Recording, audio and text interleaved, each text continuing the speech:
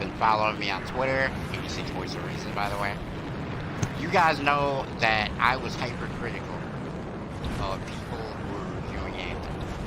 So some of you have said that you are going to boycott my review because I didn't like your favorite review. What they said. Here's the problem. When you talk about a game, you talk about a game that is just starting to get close. I feel like people forget very often what it's like for a looter shooter. And make no mistake, that's what this game is. I feel like they forget way too often what that genre is like. Very good. Now light the fire. Oftentimes, the vanilla of a base looter shooter is not exactly bland, because I wouldn't call this game bland, but it's not what it's going to be, right? People, for some reason, when it comes to this game, and pretty much this game only, have crucified it for not being a sequel level product already. It just came out. So, I'm gonna sit here and I'm gonna talk to you guys about how I feel about this, as well as try to bust it, because there's a lot of moving parts in it. For some reason. One of the myths that I want to bust is that when you play through the campaign, you're only going to be like level 50. That's both a myth and true at the same time. If you put the campaign on easy and you play through it, yes, you're not going to gain out of it. Sometimes I miss the action. But if you play the game on hard mode, you will be done with the campaign and be level 50. I don't understand why people are unfamiliar with the concept that when you gain XP in these games, the harder the difficulty, the more XP. And quite frankly, hard mode ain't that hard. You can play hard mode right from level 1. It's not that difficult, honestly. So, the reality of that is, a lot of people have said that it's not true. And that's the first myth I want to bust. If you play the game the way it's intended to be played, you're going to get to level 50. Alright? So, another thing I want to talk about is the glitches. Absolutely, there are glitches in this game. I'm not going to sit here and tell you anything different. But, to say that these glitches are game breaking, laughable. Most of the glitches consist of frame rate hiccups, which are minor, and cutscenes not rendering properly, and mobs disappearing, which was already fixed by the way. But these things are the primary reason that most of your probably favorite reviewers have pretty much killed the prospects of this game for a lot of people. I don't believe in doing that. Yes, there are glitches in this game. Yes, glitches in video games suck. But what you have to realize is that these games almost always launch with glitches. Destiny 2 had glitches. Destiny 1 had glitches. The Division 1 had glitches. Division 2 Beta definitely had glitches. Why is this game being treated unfairly by most of the media? I don't understand. I think I have an explanation, which we'll talk about a little bit later. But I think that people have to realize that the looter shooter genre as a whole is a very difficult genre to make games for. And when you create a game like this that is this open, has this many moving parts, you're definitely going to struggle with trying to find proper balance for all of it. I don't see how that's fun. Okay? So, the other thing I want to say is that when you encounter a glitch in this game, you can reset your game. And if you're in the middle of a mission, you can load back in the mission. You know what happened when you got disconnected? forfeited the mission. That was it. You had to redo the entire thing. All of it. So, yeah. The other thing that people have been killing this game about is load times. Load times, if you don't have a solid state drive, are a bit annoying. You're probably going to see them as I am finishing this mission here. And quite frankly, I do somewhat agree that the load time is huge. But I want you to understand something. They were after them. If you're looking at Bring this back all game you got. We'll need to in figure this concert out with quick. Destiny I have a long history with or the outlaws, Division, all of his things bad. like that, the load times aren't that much different. And in fact, with Destiny 2 being the case, the load times in this game are much shorter. The only difference is that Destiny 2 created a clever load screen where your ship The links you is retrieve quote-unquote will allow us to traveling celebrate those who through the died. galaxy. So We're it not probably finished. made people More outlaws not are coming. as aware Make sure of the none time that has ever dare passed set foot here as they again. went about their business. But Why try there's so loading few into the stories Crucible posted back or and one in forth. Destiny 2 Most went to free and time it. to the And then do Grand the same Wall. thing in this After game. the Heart You'll of probably Rage, be started very again in Fort surprised. Tarsus. Same So thing you was true lost for all those Destiny stories 2. in Fremont? Yeah, Division, much of our I think the history. Division had a quicker load time, but that was due to some technical stuff that the Division did that most of the other games I mentioned didn't do, which was only render parts of the map for the missions that you needed, and then stuck like the Dark Zone, which is the other half of the map, behind another load time. So, this game has very open map. The mission, you can literally go anywhere as long as your team is with you.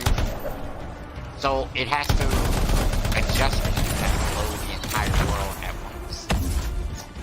Probably a design flaw, if I had to guess. I would think that you should have to stick to your mission parameters, just like in any other game, and that's what they have free play for. If you want to go out, if you want to look at the world, see what's going on. But it is what it is with that. So, you know, once again, load times aren't that much different from other games. I don't know why people are freaking about it, but they are. Once again, for some reason, this game is being treated differently than all the other games in the same genre. Now, before I get into that, I want to talk to you guys about some of the stuff that I love about it. One, the combat is the best in a looter shooter, in my opinion, I think they're out. ever. Outlaws Combo stealing from system, us, the stealing our abilities, history. the whole We thing, don't the way that your understand team why. has to come together when you fight a big But listen, mob. there is one more It side. all Very feels good. On my way. You have to prime, you have to detonate, you have to avoid attacks, you have to revive teammates, you have to have certain players with certain tasks, like when you fight turrets. Probably a good idea to make your storms go after the turrets and ice them before they can shoot the rest Our of your people group. found it. Yada yada yada, right?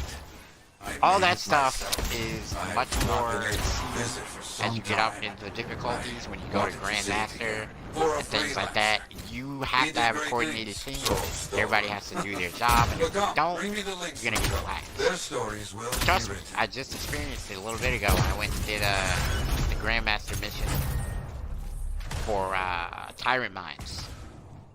It's one of the strongholds. Combat's great. Like I said, individual playstyles are very much the name of the game in this game. You can play an Interceptor 3 different ways. Just the same as you can play a Colossus 3 different ways. And so on and so forth. Your playstyle is up to you, and your Javelin takes on whatever role that you want it to take on. Obviously, some are better than others. I would say that, without a shadow of a doubt, Storm is the best crowd control of any of the Javelins. I would say that if you had to look at each Javelin for what it can do, they're all pretty varied. They all fit a distinctive niche, and it just depends on whether you want to take up that niche or you want to try something innovative with your own playstyle. The one thing I will knock about the combat, and this is a very small knock, is that when you are playing higher difficulties, the enemies seem to scale up a little bit more viciously than what the recommended levels for things are.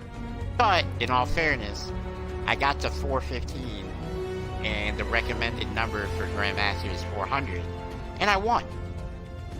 So, I mean, it's pretty samey, but, you know, you will get two-shotted once your shield is gone. You'll die, right? So you got to be very careful about stuff like that. If you're playing on a higher difficulty, make sure you understand what you're getting into before you pull the trigger, literally and figuratively, on the higher difficulties, right? You see my loot here. The game does not starve you for loot. I'm helping a friend of mine do some missions, and he's kind enough to let me do this review while he is trying to get his character up and all that good stuff. But the loot varied, but it probably needs a little bit more to it. I think there are 3 categories for each system in the game. If you have an assault launcher, you have 3 or 4 different variants of things that you can do. For my guy, it's venom darts, it's seeker missiles, it's there's a couple other things. I have to look at my loot here and show you, but there's a lot to it. But each individual javelin has 4 or 5 different variants on that particular component that they can use. I mean, it's really not. It's really a different take on the looter shooter genre when it comes to how this works, because your suit doesn't really change unless you put vanity items on, which is a good thing and a bad thing at the exact same time. I think a lot of people want to feel like they're more powerful as they're going, but at the same time, they also want to have their look the way they want it to and still be able to have that power that they want, even if the thing that they have doesn't look cool. So it's a double-edged sword there. I think that the developers made a good move, in my opinion, by separating functionality from style. But some people didn't like that. So if you're one of those people who wants to see your powers grow along with your suit, keep in mind that there are vanity items that you will purchase with in-game currency, and they are the things that upgrade how your suit looks. I'll show you that very briefly here. Let me go to the store. I can find one of the stores real fast. It's supposed to be one like right here, right? Yeah. Alright. So, I bought the Guardian pack. I don't know why it doesn't. Yeah, oh, it does say I own it. So I own the Guardian pack for my Ranger, and I own the Diamond plate as well, which is another vinyl. So the vinyls are basically what your suit is made of, and the regular stuff, like the parts itself, are how your suit is going to look in that style of vinyl. It's a little bit complicated, but once you get an understanding of how it works, it all makes sense. I'm going to show you a little bit of that before I forget the topic.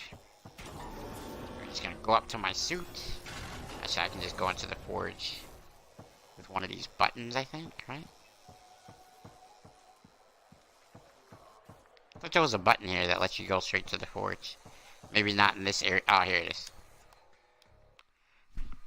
There's 2 different areas that your javelin can be in the game. Basically, I have 2 different spots that you unlock later on in the story. You unlock the second one, I should say.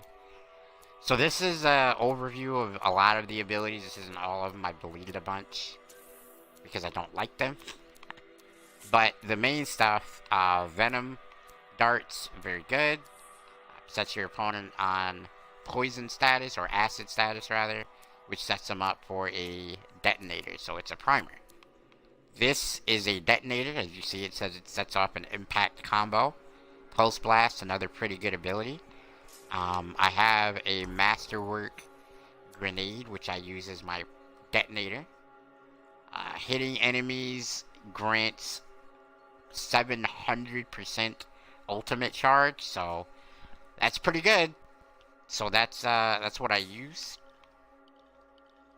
And there's my guns here. These are both max level masterworks. I don't really think these are the right guns for the interceptor, but this is just an example of the loot. Now let me get to the appearance thing so that you guys can see that. All of these vinyls here change the emblem on your javelin. I don't rock one because I like my colors the way they are. If you go into paint, you can change the material that your javelin is made of. You see that mine is a lot of hardened plastic and then one diamond plate as an accent. A wear state, which is how your javelin looks with the decided materials. So all that is basically, takes it from looking dusty to shiny. I haven't unlocked the one I want yet, but that takes some grinding. So most of the stuff that's in the store, as I showed you before, you can get by playing the game. People that have reviewed this game have said lies, in my opinion, and basically told people that you would never be able to earn the customization stuff, you'd never be able to get this, you'd never be able to get that.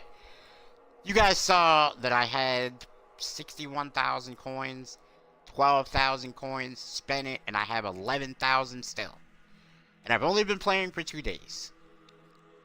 So at some point, a lot of these lies about this game have to come full circle, and these people, in my opinion, should be made to answer their followers who have depended on them to tell them whether or not they should buy this game. Because I don't think it's right that these people are basically, in my opinion, engaging in some sort of sabotage on the community of this game. I don't like it. I think it's scummy. I think that as a content creator, you have a responsibility to tell people the truth about your product and about the product rather, and whether or not you're enjoying yourself. I find it very funny that these content creators talk so much trash about this game, but if you look at what they're playing, it's still Anthem. They haven't changed. There's no difference. So why are you playing something you don't like? Great question, right? The other thing that I want to mention before I cut this review short, a lot of people, when they do these reviews, they say, should you buy this game? And I'm briefly going to go over why you should or should not buy this game. If you enjoy combat in these games, and that's your main draw, buy the game. Best combat in a looter shooter ever. And I played them all. Really. If you're asking whether or not you feel that the loot in general is worth it, worth the grinding, I think that... Here, let me show you the details on some of my loot, so that way you can understand what I'm saying as I say it, right? So, this is an example of a load time. This is me going from my javelin to the forge. Right? Not that slow. But they would have you believe it's the slowest thing on Earth. Alright, so upgrade to the frag grenade, combos, impact. Hang gives 700% ultimate charge. So my ult comes back super fast, and the Rangers have one of the better ults in the game. This is another thing, Winter's Strength. Applying the ice effect to an enemy increases melee damage by 135%. This is something that I would implore anyone to use if you're running with an interceptor. This is going to make an interceptor a must-have in a group. I don't run with an interceptor all the time, so right now I have it to benefit myself. But if you have an interceptor buddy, rock that. So as you see though, the loot gets pretty strong, and you get pretty buffed up, and it's all really cool stuff. I'll show you some of my weapons and what they do exactly. So this is the Arrhenia's Gambit. It's an upgrade to the Relentless LMG, and reloading this gun detonates a combo explosion in the immediate area. I don't particularly like this gun because I think that the area of effect isn't large enough, but the idea behind it is great. This gun, however, the Unending Battle, is an upgrade to the Fulcrum machine pistol. This thing is fantastic. Gladiator's Wrath. Hitting an enemy in point blank range increases weapon and melee damage by 110% for 5 seconds. So this is an example of the loot that you're gonna get. The Wyvern Blitz is a nice sniper rifle. Hovering gives you crit damage bonus plus 40%. Awesome. And you see the inscriptions that they roll on are varied. The Avenging Herald is probably the best storm gun in the game. So you see what all that does, and I got a hell of a roll on it with the weapon damage plus 75%. It's awesome. But it's level 42, so I don't really use it right now. And that's the loot. That's an example of the loot in this game. So you get pretty powerful. It's a really fun climb. So if you enjoyed that, yeah, you should buy the game. The one thing that I would tell you, if you don't enjoy the progression of a game, if you want to wait until, say, let's use Destiny as an example, because I put probably the most hours into that, other than Anthem so far, as far as looter shooters. I played the Division. It was really rocky at the start. I didn't really enjoy it, but I played it some afterwards. It got a lot better. I guess I can use that as an example as well. If you want to wait to adopt this game, once the bugs have been worked out, once the content has been more fleshed out, if you're that type of person, I would say wait on the game and make sure that it's the kind of product that you enjoy before you go ahead and buy it. But the only thing I'll say about that is if you're a late adopter, you're going to be pretty far behind people like myself who are already pushing in-game and ready to do the big dog stuff. So you may wind up in a situation where when you go to free play, there isn't too many people your level trying to do the things that you're trying to do. That's the only thing that I think about getting games like this at the start, and why it's important, because you're going to be in the opening rush of the player base, and they're all going to be trying to do similar objectives to you. Alright? So that's going to be my review. Would I buy this game? Yes. Should you buy this game? If you enjoy combat or loot progression, yes. If you're worried about the content and how it's going to come to pass, wait a little bit, see what it looks like in about 3 months, and then decide for yourself then. But if you're asking my opinion, as a content creator, I can definitely tell you that I'm going to be playing this game for a long time to come, and unlike those other schmucks who are playing the game and told you not to buy it, I'm not going to do that. I think it's a fantastic game, and I think you should buy it if you enjoy the genre.